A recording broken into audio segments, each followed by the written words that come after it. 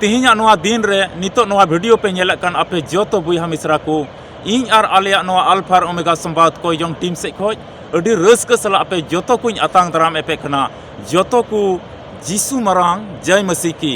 ईश्वर सरहा और महिमा हुयुताय उनिया की गुणमनाव डबो जोहार जुग चितान जुग और पीढ़ी चितान पीढ़ी हुयु एते नोआ धरती तड़ाम टुंडंग रे तिहिन अडी मोजे दोहो का पुना और जोतो बतौर निंद को हरहोये पुना और जोतो दिन रे अयुरे पुन कना और जोतो काम काज रे अबुई गड़ो बुन कना अदो तिहिन नोआ धरती तड़ाम टुंडंग रे उनी ईश्वर आमेम बडाई कदिया उनी ईश्वर आमेम पंजाव कदिया और आमेम सरहाव दिकना नोआ आमा जीवन रे जोतो कोज अडी मोजा अत और ओक्ते कना आमा जीवन रे अडी मोजे अयुरे में कना तिहिन नोआ वीडियो रे असल बहुत कथा दो कना चित जोतो विश्वासी बुया मिश्रा को सिरमा राज को बोलोआ चित जोतो विश्वासी बुया मिश्रा को सिरमा राज को बोलोआ नोआ बाबत रे तिहिन सनद शास्त्र पुथि बाइबल ची मिताबन कना उना बाबत रे तिहिन दिला पुष्टव तिबुन बटाया अदो आम ठे नेहर मेना ईश्वर कथा को आरह बडाई सनाय मिखाय आ नित हबि नोआ टीम से नोआ चैनल बाम सब्सक्राइब का तबे ईश्वर कथा को आरह बडाई लगे मा सब्सक्राइब में और लाइक में शेयर में और उनका लेकाते ईश्वर कथा जमन पसना और ईश्वर से को दया और दुलड़ भोर और सहय जमन आमेम नाम अदो तबे आमटे नेहर मेना नोआ वीडियो एहो पे मुचाद हबि नेल में जेमोनेम बडाई दड़िया चित तिहिन रेन मसीही बुया मिश्रा चित जोतो मसीही बुया मिश्रा सिरमा राज को बोलो दड़ेआ नोआ बाबत रे दिला पुष्टव तबुन कुरुमुटुया बडाई जोंग लगे अदो मिटे लय रिया कथा दो नोआ गे नोआ वीडियो तो उनको लगे कना अकोय दो प्रभु जीसु मसीह अकुरेन बाबांचाई मेनती को आंगोज कदिया और सनद शास्त्र पुथि बाइबल रे कथा को आकुआ मन अंतर रे दोहो सनाय को कना एकेन उनको लगी नोआ को मोदरेन जुदी आम बांग कान खाए मिता में बाइबल रे कथा को बाम कुसिया कना जीसु मसीह बाबांचाई मेनते बाम आंगोज कदिया तबे दया कते नोआ वीडियो दो आलुम नेला चिदाते आम लगी तो बांग कना आमेम नेल लेखा आमा मन अंतर रे आयमा रकम रंगाव हुतिस को हिजुआ और अडी बड़ी एम इकवा अडी ते बेसुलुक एम इकवा छाटपाट एम इकवा उना येते नेहर मेना दया कते बुया मिश्रा नोआ वीडियो दो आलुम नेला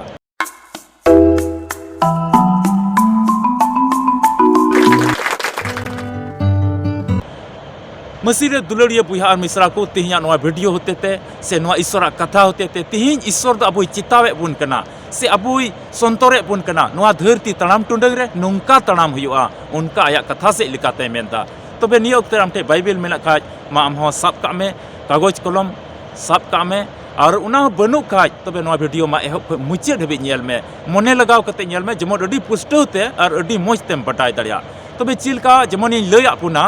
जमन एहब रे लय आपुना नोआ वीडियो रिया असल बहुत कथा दो तिहिन दो कना चित जोतो मसीही बुया मिश्रा को सिरमा राज को बोलो दड़ेआ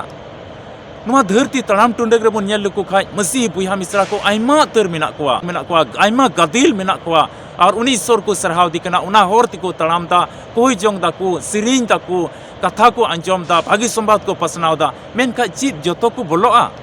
सरीगे नोआ मिटे अटी मरांग कुकली कना सरीगे ईश्वर कथा को अब बन अंजम का से लय होते ते से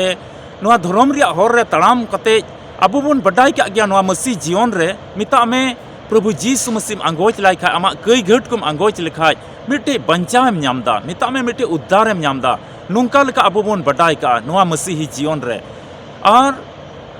प्रभु जीसु मसीह मिटे मेनदा मिता में उना तो बन नाम किया बाइबल रे मिटे पाठ बन पढ़ावा और उना दो बुनियामा मार्क भागी संवाद 16 हटिंग और पढ़ाते दो 16 कली उन्हें प्रभु जीसु मसीह मेनदा पतियोवी और बपतिस उचोई दोये बांचा मेन खान बेपतियोवी दो सजायो लगी दे विचार उचुआ मेनदाई पतियोवी और बपतिसी कोई पतियोव कना अरे बपतिस कना उनी दोई बांचा मिता में उद्धार नामा मिता में बंचाव नामा उद्धार आया जीवन रे ओका दो कई घट तहन कान ओका दो बड़िया को तहन कान ओका दो लुचे लामोट तहन कान ओका दो अडी मने रे बड़ी बड़ी कथा को तहन कना उना को खय मिता में आया जीवन रे तीन कई का उना कई को खय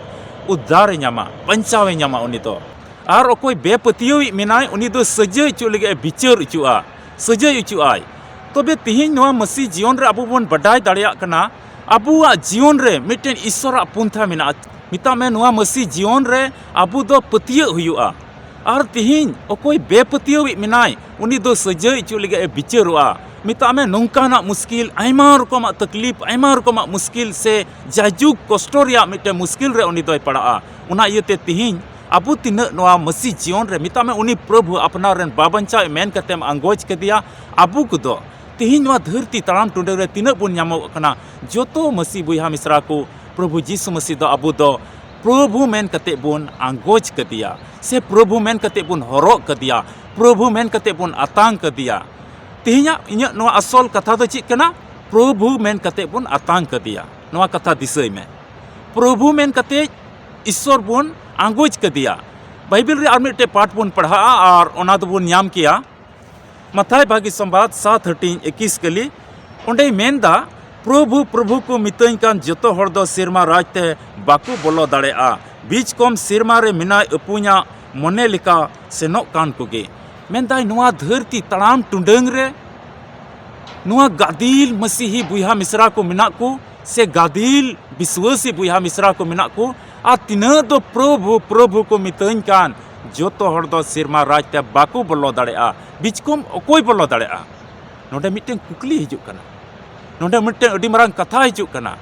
तबे अकोय बोलो दाड़ेआ उना बछर को ईश्वर इन पंजाय दे कना उना बछर को इन कोय जोंदा उना बछर को सनो सस्तर रिया कथा को अंजम दा तबे अकोय बोलो दाड़ेआ नोआ मिटें अडी बडाय जोंग रिया कथा कना तबे उना लातार कली से इबन पढ़ाव लेका इना रिया गे मेंदाय बीच कम सिरमा रे मिनाय अपु냐 मने लेका को सेनो कान को के बीच कम सिरमा रे मिनाय अपु냐 मिता में सिरमा बाबावा ईश्वर बाबा कथा लेका को चलाक कान उनिया मने जोंग लेका को चलाक कान उनको को बोलो दाड़ेआ नोडे नोय बडाय ते तो थोड़ा गान हिजुक कना मेंदाय प्रभु प्रभु को मितई कान जतो हर बाको बोलो दाड़े आदो तिहिं नोआ धरती रे बुन नेल के कोआ प्रभु मेनते मा जतो को अंगोज केदि उनी ईश्वर मेनखाय प्रभु प्रभु तिना को मिताय का नोआ पाठ रे मेंदा तिहिं नोआ कथा रे मेंदा तिहिं मेंदा जतो हर बाको बोलो दाड़ेआ तबे चिलकान कुछ को रोड़े कान दो तिहिं ईश्वर मा जतो को सरहाव दी कान ईश्वर मा जतो को गुण मनाव डबो जोहाराय कान जतो को मानोत दी कना मेनखाय नोडे मेंदा प्रभु प्रभु तिना को मितई कान जतो हर दो सिरमा राजते बाकू बोलो दाड़ेआ और ओना रिया जुबाब ते हो लातार रे लई बुन कना बीच कम उनको अकोय सिरमा रेन अपु냐 मने लेका को चला कान सिरमा बाबा मने लेका को चला कान उनको को बोलो दाड़ेआ आदो तबे नोडे मिटन अडी मारांग सवाल हिजुक कना अडी मारांग कुकली तिंगुन कना सिरमा बाबावा अपु냐 मने दो चीट कना नोआ बडा हिजुआ आदो नोआ मिटे नवा विश्वासी बुया मिश्रा मिटे मसीही बुया मिश्रा जीवन रे अडी मारांग कुकली कना हायरे उन बछर को ईश्वर इन सरहाव दी कना हायरे इन बछर को इन गुण मनाव डबो जोहाराय कना हायरे इन गुहा को होते ते ईश्वर इन सरहाव कदिया और आयमा तर इन तो कमियो को ईश्वर लगी अडी आयमा तर भूत चपाड़ को जुत के कोआ अडी आयमा तर बेसफा जीव को उडुंग के कोआ आयमा रुगी दुखलिया को जुत के कोआ आयमा को लगी कोय जोंग किदा ईश्वर ठे सेन कते आयमा तुको मेना ए प्रभु आम ᱧᱩᱛᱩᱢ ते भागी भागी आले कमियो का ए प्रभु आम ᱧᱩᱛᱩᱢ ते हाहाड़ा कमिले सदर किदा ए प्रभु आम ᱧᱩᱛᱩᱢ ते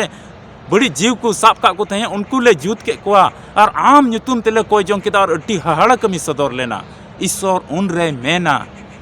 बइन बडाई का मिया तबे नोडे तिहिं नोआ कथा को होते ते तिंगुन कना तबे चिलका मने कते चिलका विश्वास कते ईश्वर प्रभु प्रभु मिता हुआ चिलका मने जोंग कते तड़ाम हुआ चिलका मने जोंग कते उनी ईश्वरा जांगा बुटे रे सबो हुआ से उनिया होरते चला हुआ नोआ अडी मारांग बडाय जोंग लगे कना अबो मन अंतर विश्वास हुयु जरूर कना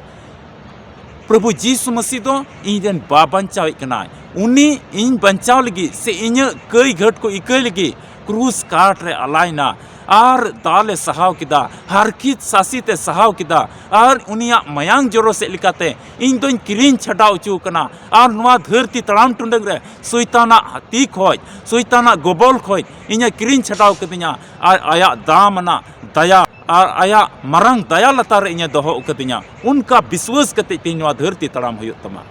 नुंका विश्वास कते आम तीन नवा धरती रे तहन हुयो तमा से कमी हुयो तमा से धरती टुंडंग हुयो तमा सिरमार बाबा मने बडाय अडी जरूर कान गया मिट्टी मसी बुया मिश्रा हुदिसा चिक कना हिंदा महाशय दो सिरमा बाबा मने दो चिकातिन बडाया हिंदा पास्टर साहेब सिरमा बाबा मने दो चिकातिन बडाया हिंदा दादा नोए मा लई माम लई कान गे मेनका सिरमा बाबा मने दो चीत कना अदो चिका तिन बडाया इन दो नुंका हुदिस हिजु आमरे से सरी सरी गे आमेम हुदिस नोआ कथा चिकाते बई ᱧᱟᱢᱟ सिरमा जीवन चिकाते सिरमा राज रे बई बोलो दाड़ेआ अड्डी हाड़ा कथाम रोड़दा नोआ दो इन दो बई मेंदा बाइबल मेंदा तिहिन सस्तर रे ऑल कना तिहिन मेंदा प्रभु प्रभु को रोड़े कान अंगोच और आतांग जोतो आतांग माको आतांग कदी प्रभु मेंती को अंगोच कदिया मेनका प्रभु प्रभु जोतो होड़ को रोड़े कान जोतो दो सिरमा राज ते बाको बोलो दाड़ेआ सफा सफी आ पुष्टे ते नोंडे ऑल कना उनको गी को बोलो दाड़ेआ ओकोय दो सिरमा बाबा मने लेकाते को चला कान आर सिरमा बाबा मने जंग दो चिक कना नोआ हुदिस कते गे तिहिन अडी मुश्किलम आइकेउदा आइरे ची इन चिकाया अडी तकलीफ रिया कथाम लईदा अडी हाड़ा कथाम लईदा नोआ पास्टर साहेब अडी मुश्किल रिया कथाम लईदा बुइहा हिंदा दादा अडी एसेदो लिका कथा आम दो तिहिन दो नोआ प्रचार रेम अगु केदा सिरमा बाबा मने दो चिकातें बडाया इन तबे आलुम भावना मने लगाव कते मुचे हबी नेल में ओना यतें मिता में तहेना नोआ बाइबल रिया कथा तो सनद सस्तर पुथी बाइबल रिया कथा मुचे हबी नेल काम आमा जीवन रे अडी मारांगे कमिया दिलाबुन बडाया सिरमा बाबा मने जंग चिक कना और आमा मने रिया ओना डाउट मने रिया कन्फ्यूज काकान ओना दो संगीन कोट काम तिहिन और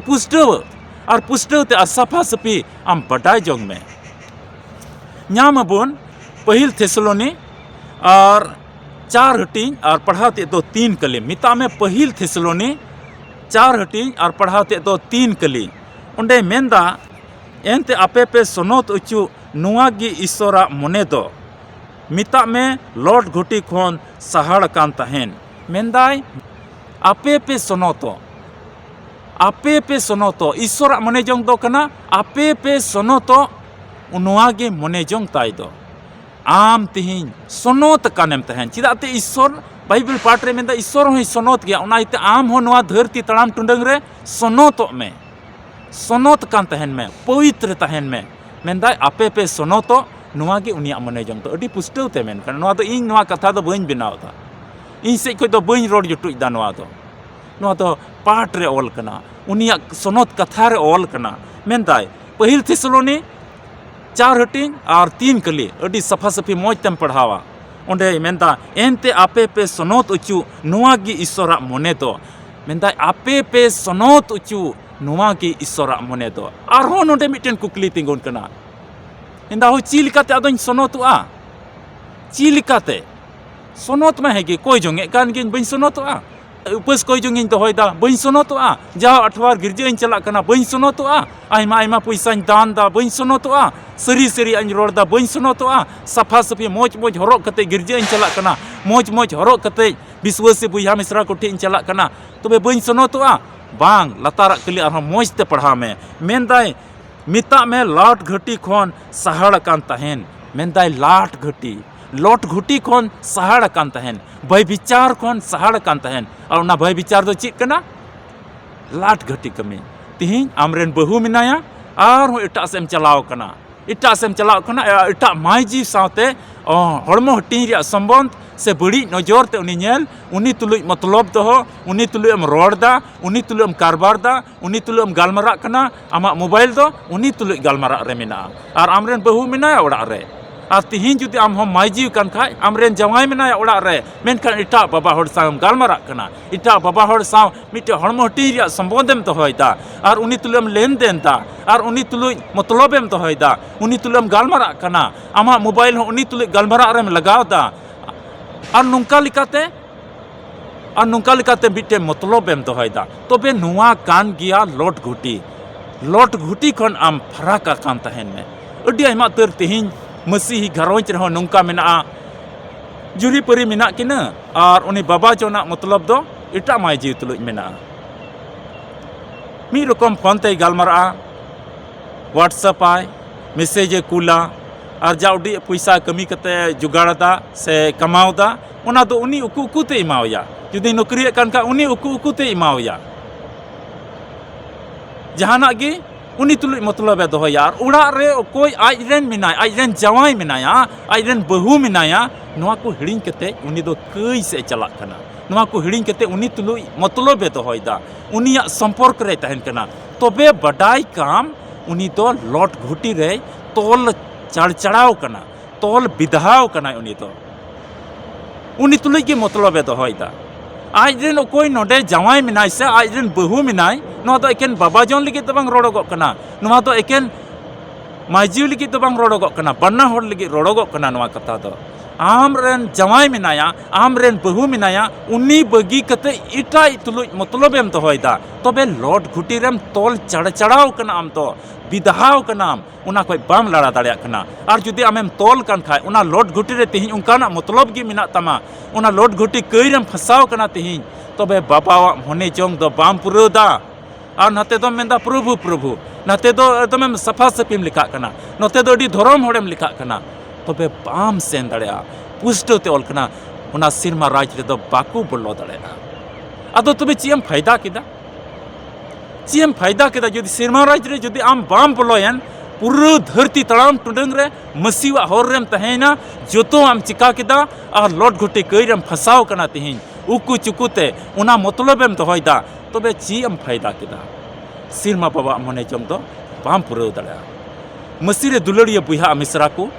चलावेन जीवन जहाँ लिकायन गे और नोआ वीडियो आम जहाँ खोज गेम नेले कान जहाँ लिकान आतु खोज गे जहाँ लिकान होड़ कान गेम जहाँ लिकान बुहा मिसरा कान गेम ईश्वर तो आमे नेले में कना तीन आमा मन को अचूर ताम चलावेन समय और ओक्ते रे आम तो इटा को तुलुज मतलब एम दोहलदा इटा को तुलुम रोड और गलमरा कान तहे냐 और उनका लकाते उना लॉट घुटी रेम फसाव कान तहे냐 आदो तिहिं बगी में जेमन आमेम सनतो एते ईश्वरा मने जोंग दो नुआ कान गिया सनतो एम जुदिम सनत लेन खाज उनिया मने जोंगेम पुरौदा और उनिया मने जोंगेम पुरौ लिखाज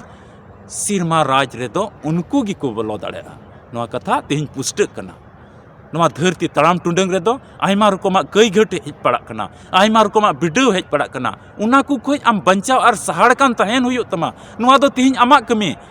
कई से चला कान खा से कई आम हुदिस कान खा जहां और रुआड़ मिया उनकाना दो बांग कना आम उना नेलते उना हुदिस हिजुक कना और उना कई से उना लॉट घुटी से आम चला सनाय में कना तिहिं नुआ धरती तड़ाम टुंडंग रे अडी ढेर बुहा मिसरा उना कई से को दड़ इदीदा उना लॉट घुटी से को दड़ इदीदा तिहिं न्यूज पेपर एम पढ़ाव लिखाय खबर कागज कम पढ़ाव लिखाय न्यूज कम अंजम लिखाय हानते नातेना खबर कम अंजम लिखाय गोटा दिसम रे निया गे हल्ला मेना गोटा दिसम रे निया गे मिटन चला कना लॉट घुटी से को चला कना अडी गादिल होड़ लॉट घुटी से को चला कना और बाबा मने जोंग पुरो बाको दाड़िया कना और उनका लेकाते उना खोज दुको पसुड़ो कना सिरमा राज बोलो खोज दुको पसुड़ो कना दुलड़िया बुहा और मिसरा नुआ धरती तड़ाम टुंडंग रे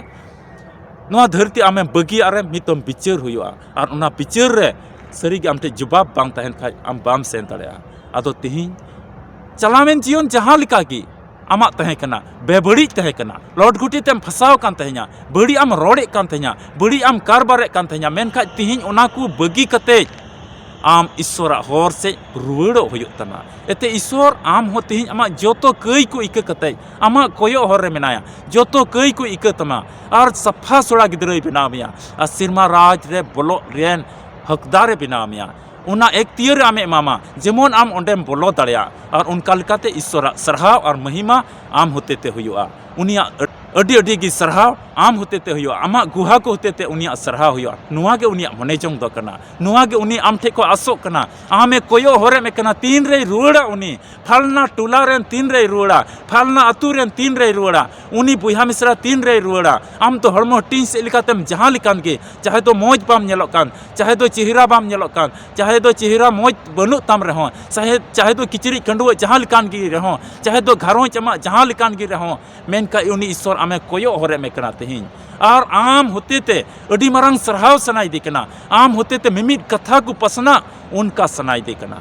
दुलड़िया बुहा और मिसरा को तिहिं अडी मौज अत और ओक्ते मेना ईश्वरा कथा होते ते तिहिं हम लई चिता अचु कना मन को अचूर ताम दाऊद हो आया जीवन रे कई घट रे तहें कना लॉट घुटी कई रे तहें कना बेबड़ी कई रे तहें कना मेनकान ईश्वर हो दिया अरे रुआड़ना अटी भोर और सही एमाव दिया उनका लिका तिहिं आम होय हो आम कना आम हो रुआड़ में चलावेन ओक्ते समय रे जहाना गे हुई नाम होते ते हुई ना ओना हिड़िंग कते तिहिं ईश्वर टे हिजु में राग में कई घट को इकल गे खोजो में आमा कई खोज कास्ता में उनी दो आमे दयामा और उनिया मने जोंग पुरौ लेक मानेम हुआ उनिया सिरमा बाबा मने जोंग चेक कना उना आम होते ते पुरा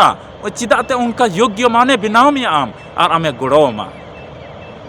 ईश्वर के आया कथा से लिखाते आपे जोतो को गड़ो अरे भर पेमा दुलड़िया बुहा मिश्रा को तीन वीडियो नेल कते से ईश्वर नवा कथा नेल कते पुष्टव तेम बडाई का तीन तो अब विश्वास हुई तमना प्रभु जीसु मसीह रे नवा के विश्वास दो मिता में इनरेन बाबन चाय कना इन कई घट को इयते क्रूस काट रे रकाब चोइना मायांगे चोरो किदा हरकित ससीते सहाव किदा और इन उकान कइले ओना इकौ का तिnya इनरेन बाबन चावी कना अदो एकेन बाबन चाव मतो तिगी से उद्धार नाम कते के नवा धरती तराम टुंडंग रे दो बांग हुआ आम जेमन सिरमा राज रेम बोलो दड़े और नवा हबन बडायदा प्रभु प्रभु प्रभु मेनते और नवा हबन बडायदा प्रभु मेनते अबु दो उनी बुन आंगोज के दिया इन कते प्रभु प्रभु तीन को मेने कान जोतो सिरमा राज ते बाकू बोलो दड़े बिचकम उनको गे को बोलो दड़े कोई बाबावा सिरमा बाबा मने जोंग लिकाते को चला कान आ सिरमा बाबा मने जोंग दो चित कना जेमोनेम सोनोतो और चिलकातेम सोनोतोआ जेमन लॉर्ड घुटी कई खोय आम बंचा सहाड़ कानेम तहन जेमन लॉर्ड घुटी कई आलम पड़ा अदो तिहिं जुदी आमा जीवन बाबरेते नोहा कथा नेल कते तिहिं अब अडी खंदरिन ते तिहिं हुदिस में आम मतो जुड़ुब कते लॉर्ड घुटी दो चीज आम लॉर्ड घुटी कई रे मिनामा तिहिं उनकाना लंद फंद रे मिनामा उनकाना लॉर्ड घुटी रिया बाबेर तेम तोल कना लॉर्ड घुटी रिया नड़ी तेम तोल उरिज कना जुदीम तोल कान खा लड़ा रिया कुरुमुटुई में तिहिं और बगई में उनकाना कई घट दो और आमा जीवन रे इक दो बनवा चीज हो बाम फायदाया कोई फायदा बनो आमा जीवन रे जुदी लॉर्ड घटी कई रे मिनाम खाय इटा माइजी तुले मतलब रे जुदीम दोहये कान खाय इटा बाबा हर साव जुदी मतलब एम दोहये कान खाय इटा कोड़ा साव जुदी मतलब एम दोहये कान खाय जो आमा तो कोई फायदा बनो ओना ये ओक्ते और समय तिहिं नवा कान गया आम ईश्वर से रुआड़ में और कास्ता में और तिहिं सोनोतो में उनिया मने जोंग पुरा में लॉर्ड घटी कई कोई ताइनोमो में और उनिया मने जोंग पुरा में आ पुरा दो नवा के बिचकम आम सोनोतो एम जेमन आम सोनोत कानेम तहन सरी के ईश्वर दुलड़ दो अति ढेर किया अदो आसो कने नवा वीडियो नेल कते जो तो आम बडाई का अदो मी नेल रे जुदी बाम बुझे कान खाय बारपे दो नवा नेल में नवा चैनल रे अडी आइमा तर वीडियो को मेना जोतो आम नवा चैनल आम सब्सक्राइब कते जोतो वीडियो को नेल में अडी मोज चिचिर आम न्यामा और आम रे मिटे भागी हुदिस और आम रे ईश्वर सरहाव रिया हुदिस को हिजुत तमा और कोई जोंग रे अडी दाड़ेम न्यामा और घरोंच रे ओना कोई जोंग होते तापे घरोंच रे सुलूक और रस को हिजुआ दुलड़िया बुहा मिश्रा नो अल्फा ओमेगा संवाद कोई जोंग टीम रे तीनों दो आपे नेहर पे दोहो का और पे जुड़ाव कते आपे नेहर को पे दोहो का आपे को लगी नवा गे बडाई रे कथा दो आपे को लगी जावगिले कोई जोंग दा जेमन ईश्वर बाबा दया दुलड़ दो जाओगे आपे तुलुज तहन अरे गड़ो अरे भोर पे और आया दया दो जाओ घड़ी जहाँ गे नवा धरती तड़ाम टुंडंग रे पे तहन जेमन उनिया दया तहन जुदी आम आमा जुदी नेहर दो सनाय मिखाज जुदी आम हो नवा चैनल बाबत रे आरहों बढ़ती कथा बडाई सनाय मिखाज से दुख तकलीफ बाबत रे आम हो ईश्वर टे नेहर सनाय मिखाज नेलो का नंबर रे आम हो संपर्क में और ईश्वर कथा खोज आरहों ढेर बडाई जंग में तबे वीडियो तो नोडे गे मुचादा नापामा बुन आर मिटे वीडियो रे मा आपे कोयो हरे तहन पे और कोई जंग रे जमाड़ कान तहन तबुन पे इन और आले नवा अल्फा ओमेगा संवाद टीम से खोज जोतो को अडी रस के सला जीसु मरांग जय मसीह की।